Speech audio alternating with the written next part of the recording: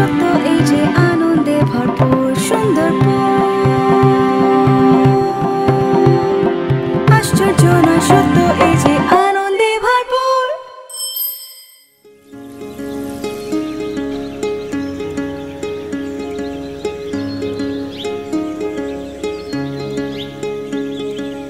সাথী বয় বয়, আমি কোচকাজটা শেষ করি। এই যে ধরো পুরাবেলার খাউন, প্রথমে 2 বাটি দুপুরের আর শেষের 2 বাটি সন্ধ্যার রাইত মিলাইয়া। এই যে ধরো তোমার সব জিনিস। ভাতার লিস্টে নাম ওঠানো যে এত ঝামেলা, এইটা তো জানতাম না। তুমি এগুলার কি বুঝবা? উপজেলায় যাওন লাগবো, ফর্ম ফিল আপ করন লাগবো, আরো কত কি। দেখছি না আমি আমার করিম কাকারে করতে, মেলা বড় ঝামেলা। কাকা, আপনি এত আয়োজন করে কই যান? জামু মেলা বড় ঝামেলার এক কাম। কাকা, আপনি বয়স্ক ভাতার আবেদন করতে যাইতেছেন? হরে মা, বয়স হয়ে গেছে, এই বয়সে এত ঝামেলার কাজ করা যায়? ঝামেলা হইব কেন?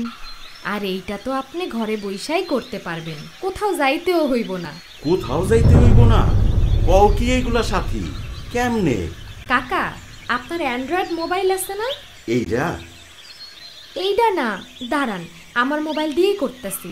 দেখি, আমি আপনার বয়স্ক ভাতার আবেদন করে দিতেছি। কন, আপনার ভোটার আইডির নাম্বারটা কন। মোবাইলেই করা যাইব? হ কাকা, এখন আপনি চাইলেই ঘরে বইসা অনলাইনে আবেদন করতে পারবেন।